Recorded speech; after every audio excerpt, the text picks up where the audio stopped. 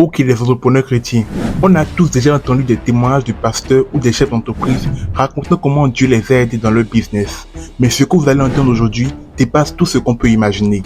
C'est l'histoire de Cosmas Madoka, l'homme qu'un ange de Dieu a aidé à décrocher un contrat de 14 milliards de dollars en seulement 24 heures. Oui, vous avez bien entendu. Né le 24 décembre 1958, Cosmas Madoka grandit dans la ville de Nnewi au Nigeria, une région connue pour sa communauté commerçante. Mais sa vie n'a pas toujours été facile. À seulement 4 ans, il perd son père. Et vous n'êtes pas sans savoir que dans beaucoup de familles africaines, quand le père n'est plus là, côté finance, ça devient vraiment difficile à gérer. Donc, il est contraint d'abandonner l'école en classe de CE2 pour commencer à vendre des galettes de haricots dans les rues pour aider sa mère à nourrir la famille. Mais à l'âge de 7 ans, sa mère l'envoie à Lagos pour devenir apprenti chez son oncle qui vendait des pièces détachées pour moto. Et c'est là qu'il va apprendre les bases du commerce. Mais la vie n'était pas rose. Et malheureusement, à 14 ans, après une dispute, son oncle décide de le renvoyer. Cosmas se retrouve alors seul, avec seulement 200 Naira en poche. Après avoir été renvoyé, il décide de s'associer avec un ami pour se lancer dans la vente de pièces détachées. Cependant, ce partenariat a rapidement pris fin après un désaccord. Mais cette fois-ci, il n'est pas complètement perdant. Parce que c'est grâce à ce partenariat qu'il aura une expérience dans la gestion des affaires. Et cette expérience, vous allez le voir, va lui être bénéfique tout le long de sa vie. En 1977, à seulement 19 ans, avec ses maigres économies, Cosmas crée Kocharis Motors. Ce nom est un hommage à lui-même, Cosmas, et à sa femme, Charity. Au début, il vendait uniquement des pièces détachées pour véhicules. Mais rapidement, Dieu lui a fait grâce, il a réussi à décrocher des contrats avec de grandes marques internationales comme BMW, Ford et Land Rover. C'est ainsi que Kocharis Motors devient un nom incontournable dans l'industrie automobile au Nigeria. Mais Cosmas ne s'arrête pas là. Il crée Kocharis Group et se diversifie dans plusieurs secteurs, notamment l'agriculture, la technologie, la fabrication, la pétrochimie et l'immobilier. Aujourd'hui, l'entreprise est l'un des principaux conglomérats du Nigeria avec une valeur estimée à plus de 500 millions de dollars. Mais comme la vie est faite de hauts et de bas, Cosmas Madoka a affronté des défis incroyables, y compris des pertes financières importantes. Cependant, une histoire résume bien sa capacité à transformer les épreuves en opportunités. Celle du jour où il a gagné 14 milliards en seulement 24 heures. J'ai investi dans une entreprise, une institution financière. Et cette institution financière a mal tourné. La banque centrale a pris le relais et a renvoyé tous les directeurs.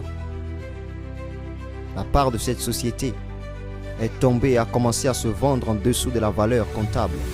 De sorte que les actions qui étaient 1 Naira, les gens n'étaient même pas prêts à l'acheter pour 50. Et nous avions un conseil d'administration. L'Esprit de Dieu, quand il vient sur moi, je parle, mais je parle comme un fou. Parce qu'un vrai prophète ne parle pas au travers de sa compréhension. Les choses qu'il dit sont contraires au raisonnement. Le prophète ne parle pas la pensée de l'homme, il parle la pensée de Dieu. J'ai dit le minimum que je vendrais cette part, c'est 5 Naira. Le directeur général de mon groupe s'est moqué de moi. Les autres directeurs ont commencé à rire. J'ai dit Dieu, aucun d'entre eux n'ira nulle part. Ils seront dans cette entreprise jusqu'à ce que cela arrive. J'ai fait une simple prière et je l'ai laissé. 1 an est passé, 2 ans est passé. Un jour, j'étais dans mon bureau. L'ange de Dieu est allé travailler. Quelqu'un m'a appelé et dit qu'il a appris que j'ai cette part, que je vends. J'ai dit oui. Combien ça coûte? J'ai dit 5 Naira. La personne a dit, mais quelqu'un m'a dit que tu le vendais à 3 Naira et qu'il a refusé d'acheter. J'ai dit bien, va voir cette personne. S'il te dit de l'acheter, j'ai dit le dernier prix c'est 5 Naira. Si vous en avez besoin, vous payez. Si vous n'en avez pas besoin, vous laissez. La personne a dit ok, je vais vous rappeler plus tard. Lorsque j'ai laissé le téléphone, 2 heures plus tard, un autre directeur général d'une banque m'a appelé et a dit j'ai appris que tu as cette part et que tu veux la vendre. Combien est-ce que ça coûte? J'ai dit c'est 6 Naira. Il a dit peux-tu me la vendre à 5 Naira? J'ai dit que nous ne vendons pas de pommes de terre. Le prix c'est 6 Naira. Si vous voulez acheter, vous payez. Il a dit ok, je vais vous rappeler.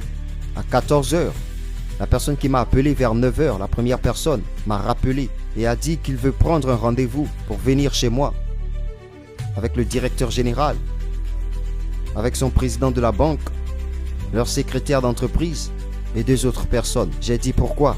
Il a dit pour la part. J'ai dit que le prix a changé. Je ne vous dis pas le deuxième jour ou le troisième jour. Il a dit, qu'est-ce que tu veux dire? J'ai dit que le prix est maintenant à 7 naira.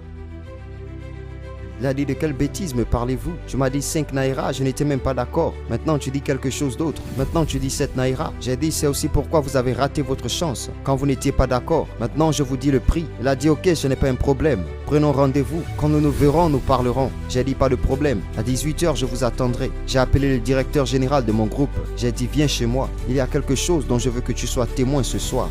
En fait, avant que je n'arrive à la maison à 18h, 4 d'entre eux étaient dans ma maison en train d'attendre. Et nous avons commencé à parler pour conclure la part. Et il m'a dit, de quoi parles-tu? J'ai dit, je vous ai dit. Je vous ai dit que le prix est 7 naira. Le prix a changé. Il a dit, non, non, non, non. Vous ne pouvez pas parler comme un enfant. J'ai dit à mes patrons ce que vous avez dit. Et nous sommes venus pour voir si vous pouviez réduire le prix.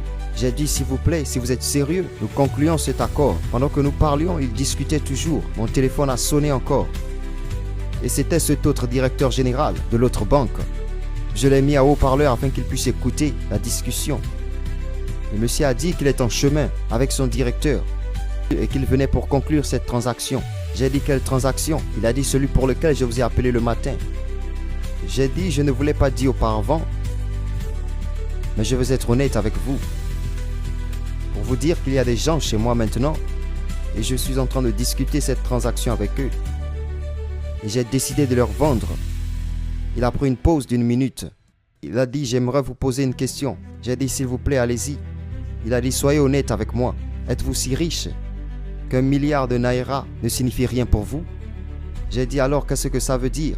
Il a dit que je vous payerai 8 naira. J'ai éteint le téléphone.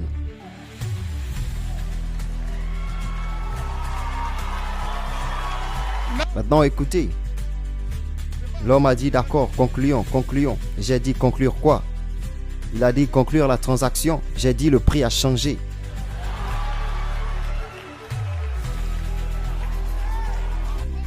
Je ne dis pas le deuxième jour. Je ne dis pas le troisième jour. Je ne dis pas le 4e jour. Je parle du même jour. Je dis que le même jour, ces choses ont commencé à se produire. Vers 8 heures, l'ange de Dieu s'est mis au travail, frappant les têtes de ces 2 hommes. Je suis un chrétien de mon honneur. Je n'ai appelé aucun d'entre eux. L'homme a dit, de quelle bêtise parles-tu? Il a dit, ok, ayons ce rendez-vous. Puis nous sommes sortis. Mon directeur général a dit, ne faites pas ça maintenant.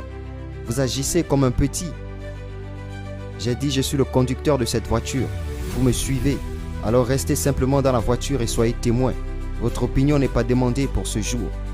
Restez ici et voyez ce qui se passe.